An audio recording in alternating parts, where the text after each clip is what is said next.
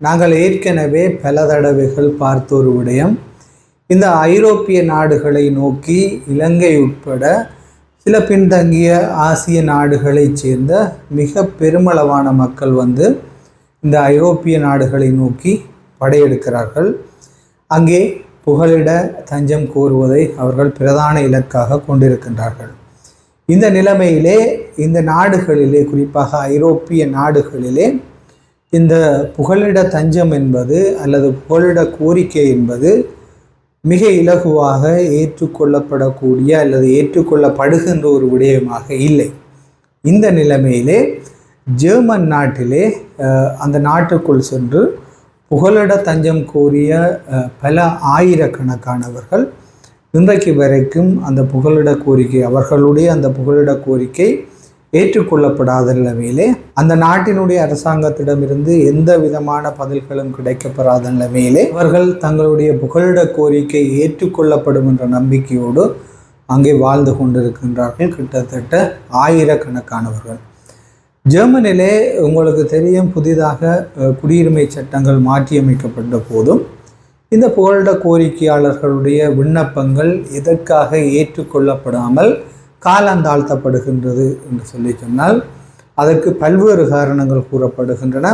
அதில் பிரதானமான ஒரு காரணம்தான் அதற்கு மிக பிரதானமான காரணம் என்று சொல்லப்படுகின்றது. அந்த காரணம் என்ன, அதற்கு பின்னால் இருக்கின்ற சூழ்நிலைகள் என்ன, இவ்வாறு சில முக்கியமான விடயங்களை இந்த பதிவிலே பார்க்க இருக்கின்றோம். நீங்கள் பார்த்து கொண்டிருப்பது ஜேசட் தமிழ் A to Z. கட்டாயம் உங்களுக்கு இந்த பதிவு பயனுள்ளதாக அமையும்.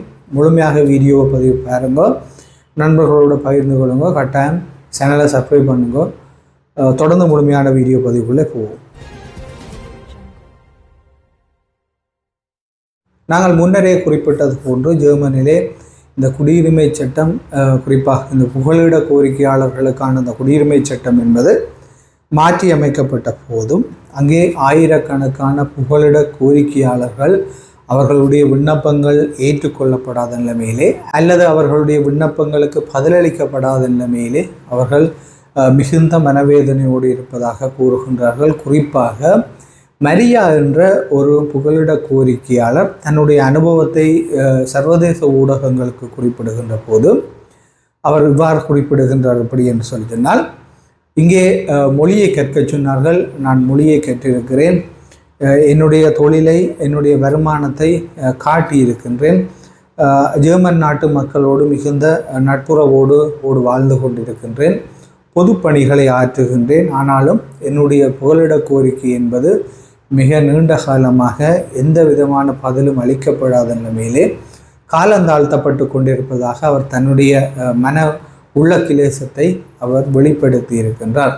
இதற்கு காரணம் என்னவென்று பார்க்கின்ற போது, குறிப்பாக ஜெர்மனியிலே இந்த புதிய குடியுரிமை சட்டம் அமலுக்கு வருவதற்கு முன்னர் இந்த புகலிட கோரிக்கையாளர்கள் விடுக்கின்ற விண்ணப்பங்களை, அவர்கள் குடியுரிமை பெறுவதற்காக விண்ணப்பிக்கின்ற விண்ணப்பங்களை கிட்டத்தட்ட 12 முனிசிபல் அதிகாரிகள் பரிசீலனை செய்ததாகவும், ஆனால் இந்த குடியுரிமை சட்டம் புதிதாக அமலுக்கு வந்ததன் பின்னர் LEA என்கின்ற புலம்பெயர்தல் மற்றும் குடியுரிமை அலுவலகம் ஆரம்பிக்கப்பட்டு அந்த மத்திய நிலையத்தில் இருந்துதான் ஒட்டுமொத்தமாக ஜெர்மனுக்குள் இருந்து சேகரிக்கப்படுகின்ற அல்லது வழங்கப்படுகின்ற அல்லது விண்ணப்பிக்கப்படுகின்ற புகலிட கோரிக்கைகள் இந்த மத்திய நிலையத்திலே பரிசீலனைக்கு எடுத்து கொள்ளப்படுவதாக இந்த குடியுரிமை சட்டம் நடைமுறைக்கு வந்ததன் பின்னர் அங்கே நடைமுறை மாற்றம் நிகழ்த்தப்பட்டிருக்கிறது. இந்த மத்திய நிலையத்திலே கிட்டத்தட்ட 2005ஆம் ஆண்டு தொடக்கம் சமர்ப்பிக்கப்பட்ட இந்த புகலிட கோரிக்கை விண்ணப்பங்கள் கிட்டத்தட்ட 40,000 விண்ணப்பங்கள் அங்கே தேங்கி கிடப்பதாகவும், அவற்றை பகுதியாகவே பிரித்து அவர்களுடைய விண்ணப்பங்களை அந்த அதிகாரிகள் பரிசீலித்து வருவதாகவும் கூறப்படுகின்றது. இந்த நிலைமையிலே தான் இந்த புகலிட கோரிக்கையாளர்களுடைய விண்ணப்பங்களை பரிசீலனை செய்வதிலும் அவர்களுக்கான பதிலை வழங்குவதிலும் பல ஆண்டுகால இழுத்தடிப்பு என்பது அங்கே நடந்து கொண்டிருப்பதாக கூறப்படுகின்றது. இந்த நிலைமையில் கிட்டத்தட்ட 40,000 விண்ணப்ப படிவங்கள் பரிசீலனைக்கு எடுக்கப்பட்டு அவை தொடர்பிலே பதிலளிக்கப்படுவதற்கு கிட்டத்தட்ட இன்னும் 5 ஆண்டுகள் தேவை என்று கூறப்படுகின்றது. முன்னரே குறிப்பிட்டது போன்று இந்த புகலிட கோரிக்கை விடுத்து இன்று வரை பதிலளிக்கப்படாமல் இருக்கின்ற அந்த மரியாவை போன்று ஆயிரக்கணக்கான புகலிட கோரிக்கையாளர்கள் தங்களுடைய விண்ணப்பங்களுக்கு பதிலளிக்கப்படாத நிலைமையிலே அவர்கள் அங்கே காத்து கொண்டிருப்பதாக சர்வதேச ஊடகங்கள் குறிப்பிடுகின்றன. இதுதான் இன்றைய பதிவினுடைய பிரதான விடயம். நாளை மேலும் ஒரு வீடியோ பதிவிலே சந்திப்போம். நன்றி, வணக்கம்.